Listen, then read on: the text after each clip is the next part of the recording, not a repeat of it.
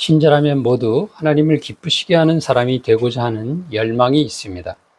그런데 본문은 하나님을 기쁘시게 하는 비결을 분명하게 가르쳐주고 있습니다. 하나님을 기쁘시게 했던 많은 성경의 인물들이 있는데 그 중에서도 에녹은 단연코 최고라고 할 수 있는 것이 그는 죽음을 보지 않고 하나님께서 살아있는 그대로 데려간 사람이 성경에 2명이 나오는데 그 중에 한 사람인 것입니다. 오늘 본문은 에녹의 믿음에 대해서 이야기하는 문맥에서 나옵니다. 본문 바로 전절인 5절에서 이렇게 말씀하고 있습니다. 믿음으로 에녹은 죽음을 보지 않고 옮겨졌으니 하나님이 그를 옮기심으로 다시 보이지 아니하였느니라. 그는 옮겨지기 전에 하나님을 기쁘시게 하는 자라 하는 증거를 받았느니라. 그가 얼마나 하나님의 기쁨이 되었으면 그를 하나님께서 살아있는 그대로 바로 데리고 가셨겠습니까? 우리는 이런 말씀들을 보면서 에녹이 뭔가 하나님을 기쁘시게 하는 행동을 했으면 틀림없다라고 생각을 합니다.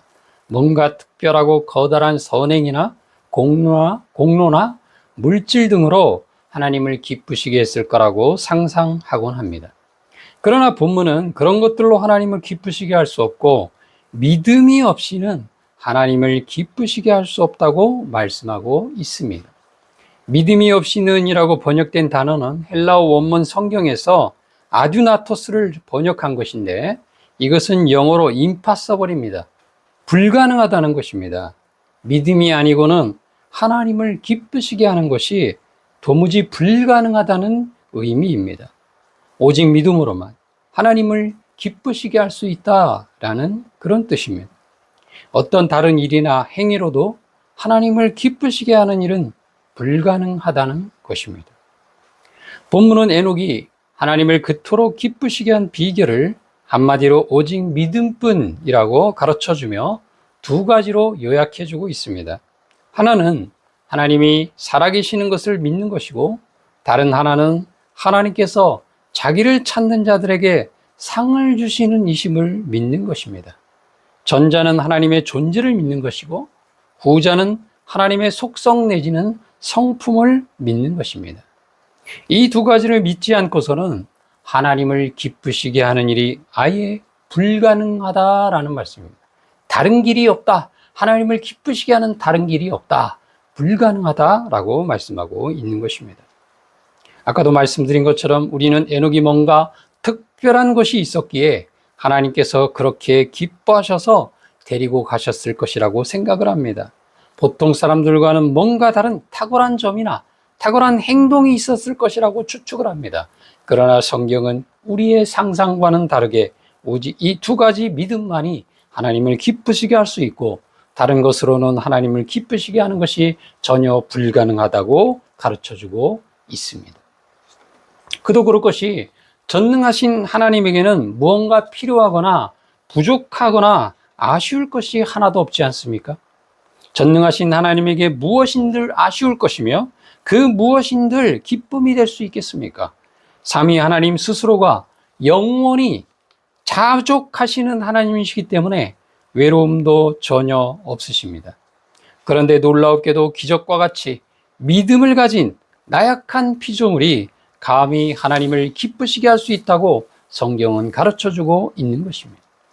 이것은 기적과 같습니다. 객관적으로 보더라도 사람은 얼마나 보잘것없고 무가치한 존재에 불과합니까? 더욱이 사람의 본질은 하나님을 배반한 반역자요 불결한 죄인에 불과한 것입니다. 영원한 지옥이 지극히 마땅한 존재에 불과한 것입니다. 그럼에도 불구하고 하나님께서 기뻐하시는 사람이 될 수 있다. 그 될 수 있는 비결을 말하고 있는데 오늘 본문이 그것을 가르쳐 주고 있는 것입니다. 에녹을 하나님께서 지극히 사랑하시고 기뻐하셔서 바로 자기 곁으로 데려가셨다는 것인데 그가 한 유일한 일은 그저 하나님을 믿은 것뿐이었습니다. 첫 번째, 그는 하나님께서 살아계시다는 것을 믿었습니다. 즉 하나님의 존재에 대한 믿음이었습니다. 이것은 하나님에 대한 신앙에 있어서 가장 기초적인 것이지만 가장 핵심적인 것입니다. 하나님께서 살아계시다는 것을 믿지 않는다면 우리의 기도, 우리의 매배 모두 다 허사입니다. 성경에 하나님께서 살아계신 분이심을 믿지 않는다면 세상에 믿지 않는 사람들과 다를 바가 전혀 없는 것입니다. 그러므로 이것이 없이 하나님을 기쁘시게 하는 것은 불가능하다는 것입니다. 우리는 하나님이 살아계심을 믿어야 합니다. 성경의 하나님, 성경에 자신을 드러내신 그 하나님께서 오늘도 살아계시다는 사실을 믿어야 합니다. 그것을 믿어야만 하나님을 기쁘시게 할 수 있습니다. 그것이 없이는 하나님을 기쁘시게 할 수 없다는 것입니다. 두 번째, 하나님께서 믿음으로 자신을 찾는 자들에게 보상하시는 분이심을 믿었습니다. 즉, 하나님의 속성과 성품에 대한 믿음이었습니다. 하나님께 나아가되 그분이 그저 믿음으로 자신을 찾는 사람들에게 보상하시는 분이심을 믿어야 합니다. 그런데 사람들은 이것을 믿지 않습니다. 그리고는 속으로 이렇게 생각합니다. 무언가 하나님께 해드린 것도 없는데 응답해 주시겠어? 에이, 빈손으로 하나님께 나아갔는데 기뻐해 주시겠어? 뭔가 기뻐해 하실 만한 행동을 하든지 기뻐하실 만한 것을 바치든지 해야 하는 거 아니야? 그냥 하나님이 자기를 찾는 자들에게 상 주시는 이시라는 사실을 믿는 마음으로 그냥 하나님을 찾기만 했는데 하나님께서 뭐 대단한 걸 주시고 하나님께서 우리를 기뻐하시겠어? 라고 하는 의문을 가지면서 이 말씀을 믿지 않는 것입니다. 사람들은 자꾸 하나님과 보상관계를 가정하고 그 보상관계를 구축하려고 합니다. 세상에 돌아가는 모든 일이 보상관계로 돌아가는 것도 있고 타락하고 부패한 인간의 본성이라서 그렇기는 합니다. 그러나 우리는 하나님과 자신의 관계를 뭔가 하나님께 드려야만 하나님으로부터 제공받을 수 있는 기브 앤 테이크, 그 보상의 관계로 설정하려고 해서는 안 됩니다.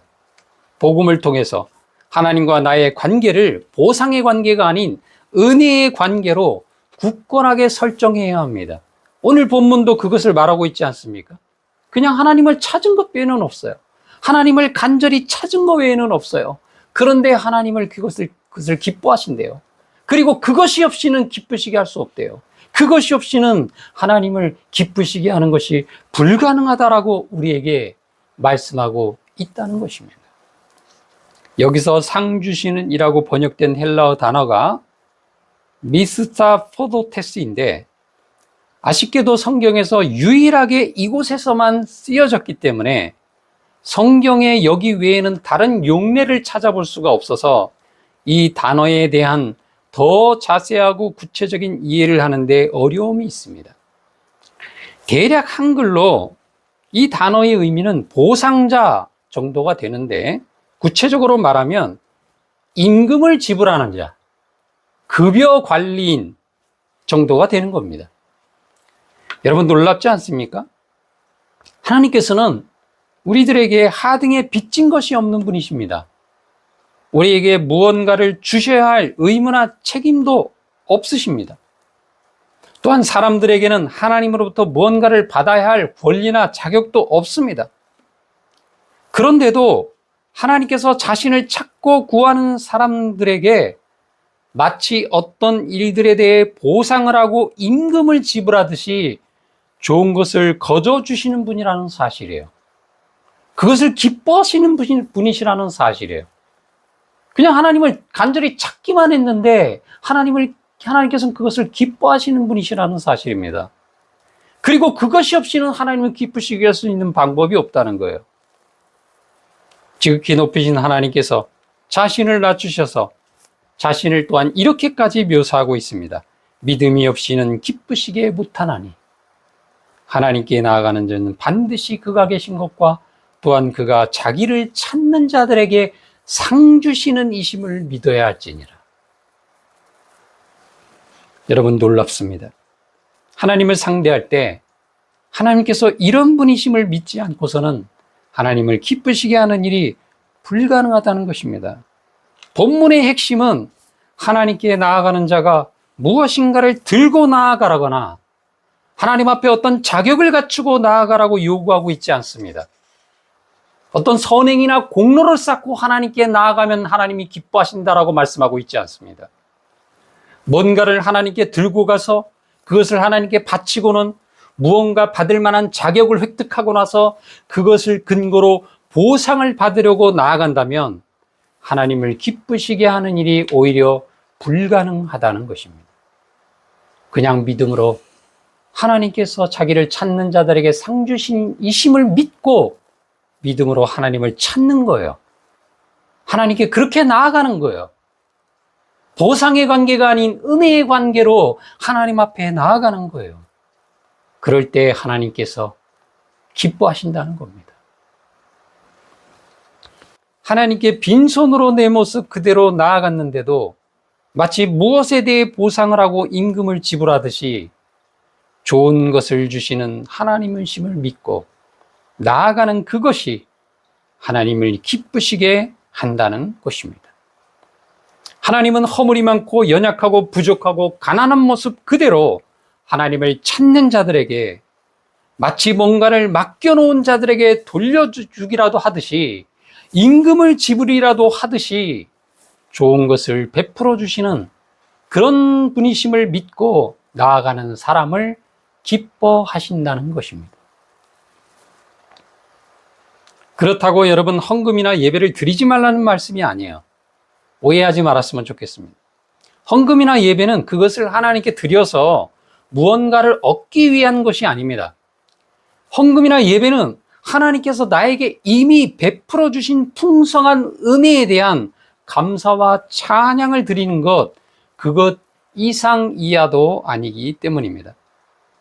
그러나 불행하게도 헌금이나 예배를 하나님께 드려서 그에 대한 보상으로 복을 받고 또한 닥칠 수 있는 화를 막으려고 헌금이나 예배를 오해하고 오용하는 사람들이 있습니다. 그러나 헌금과 예배는 하나님과 거래를 하거나 하나님께 투자하는 것이 결코 아니에요. 그것은 사람이 고안해낸 사상이고 고안해낸 세상 종교이고 이방 종교적 사고방식입니다.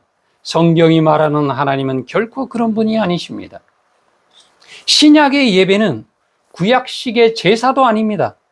구약의 제사는 동물의 피를 하나님께 드린 것인데 그것은 그리스도의 피와 희생을 예고하는 모형이요 그림자에 불과한 것입니다.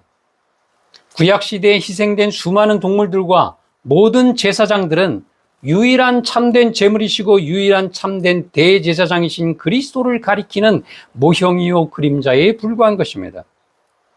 이제 모형들이 가리키고 있던 본체이신 그리스도께서 오셨습니다. 그림자들로 예고하던 실체이신 그리스도께서 오셨습니다. 그리고 그것들이 예고하던 속죄를 그리스도께서 십자가 위에서 성취하셨습니다. 다 이루셨습니다. 그러므로 신약의 예배는 동물을 희생제물로 드리던 제사의 성격과는 전혀 다른 것입니다. 진정 하나님께서 받으시는 참된 제물과 참된 제사장은 그리스도 외에는 없습니다. 다른 제물로는 하나님을 결코 기쁘시게 할 수 없습니다. 그리스도께서 영원히 단번에 제사로 제사를 끝내셨습니다. 하나님께서는 그리스도의 제사를 받으시고서는 그를 믿는 모든 자들에게 은혜로운 속죄의 혜택을 베푸신 것입니다. 이제 더 이상의 제사는 그러므로 필요 없습니다. 제사는 예수 그리스도의 단 한 번의 제사로 종결되었습니다. 그러므로 신약시대의 예배는 제사가 아닙니다. 그러므로 예배를 통해 나의 정성이나 헌금을 하나님께 바쳐서 그것에 대한 보상을 받는 방식은 신약시대의 예배가 아니에요. 하나님께서는 영단번에 자신을 희생제물로 드리신 그리스도를 받으시고 그리스도의 제사를 받으시고 수많은 죄인들에게, 그를 믿는 수많은 죄인들에게 속죄의 은혜를, 구원의 은총을 베풀어 주시는 것입니다. 따라서 오늘날의 예배는 그리스도의 완전한 성취에 대한 복음을 설교하는 것이고 복음의 자신을 드러내신 삼위 하나님께 감사하며 찬양하고 예배하는 것이며 그리스도께서 다시 오셔서 완성하실 것을 소망하며 간구하는 것이 오늘날의 예배의 성격입니다. 다시 본문의 주제로 돌아가서 에녹에게 다른 특별한 비결이 없었습니다. 여러분, 우리들은 에녹이 하나님이 기뻐하시는 자라 하는 증거를 얻었고 그래서 하나님께서 너무나 기뻐하신 나머지 살아있는 그대로를 데려가실 만큼 에녹을 하나님께서 총애하시고 기뻐하신 데에는 뭔가 특별한 것이 있겠지라고 생각을 합니다. 여러분은 하나님께서 자신을 기뻐하시는 사람이 되고 싶으시지 않으십니까? 에녹처럼 하나님께서 자신을 정말 기뻐하시는 그런 신앙인이 되고 싶지 않습니까? 오늘 본문은 그 비결을 가르쳐주고 있는 것입니다. 여러분, 하나님이 계신 것을 믿으십시오. 살아계심을 믿으십시오. 하나님은 그것을 기뻐하십니다. 또한 여러분, 하나님께서 자기를 간절히 찾는 자들에게 상 주시는 이심을, 그런 하나님이심을 믿으십시오. 그것이 하나님을 기쁘게 하는 것이라고 성경은 말하고 있는 것입니다. 아니, 오직 이것만이, 이러한 믿음만이 하나님을 기쁘시게 할 수 있다. 이런 믿음이 아니고서는 하나님을 도무지 기쁘시게 하는 일은 불가능하다라고 오늘 본문은 우리에게 선포하고 있는 것입니다. 오직 믿음을 갖고 에녹은 하나님께 나아갔습니다. 창세기 5장 24절은 에녹이 하나님과 동행하더니 하나님이 그를 데려가심으로 세상에 있지 아니하였더라라고 기록합니다. 에녹은 하나님의 존재와 하나님의 성품에 대한 두 가지 믿음을 갖고서 약 300여 년간 하나님과 동행했다고 합니다. 그는 하나님께 나아갈 때 빈손으로 있는 모습 그대로 긍휼과 은혜가 무한하신 하나님이신 줄 믿고 그 하나님을 찾았습니다. 그리고 그런 하나님께 그런 믿음으로 나아가 그분과 교제하고 친교하였습니다. 에녹은 단지 연약하고 허물이 많고 아무런 자격이나 공로가 없이 그 모습 그대로 빈손으로 나아가는 자에게 좋은 것을 주시는 하나님이심을 믿었습니다. 그저 그런 믿음으로 그분을 늘 가까이 했습니다. 그것이 전부입니다. 그런데 하나님께서 그를 지극히 기뻐하셔서 그와 300여 년간 동행해 주셨고 마침내 그를 자신의 곁으로 데려가신 것입니다. 결론입니다. 하나님께서 기뻐하시는 것은 은혜가 풍성하신 하나님이심을 믿는 것이지 다른 어떤 것이 아닙니다. 여러분, 물론 우리가 하나님 앞에서 거룩하고 선한 그런 삶을 살고 하나님께 뭔가 봉사를 하고 헌신을 하고 헌금을 하고 바치는 일을 해야 합니다. 그러나 그 행위가, 그 봉사와 헌신이 하나님에 대한 이런 믿음이 없이 드리는 봉사와 헌신이라면 하나님을 결코 기쁘시게 하는 일이 불가능하다고 말하고 있는 거예요. 이와 같은 믿음이 동반되어진 하나님 앞에 봉사와 헌신을 하십시오. 이와 같은 믿음으로부터 나오는 헌금과 예배를 드리십시오. 그래야만 하나님을 기쁘시게 할 수 있지, 이런 믿음이 아니고서는 그런 행위 자체만으로는 결코 하나님을 기쁘시게 하는 일이 불가능하다는 것입니다. 사단은 다음과 같은 거짓말을 즐겨합니다. 야, 너 더러운 죄인의 모습 그대로, 벌거벗은 죄인의 모습 그대로, 죄 지은 모습 그대로 빈손으로 나아가는 너를 하나님께서 과연 받아주시겠어? 기뻐하시겠어? 이런 사단의 거짓말에 속지 마십시오. 성경을 근거로 이렇게 말하고 선포하십시오. 그래, 살아계신 하나님은 그런 하나님이시여.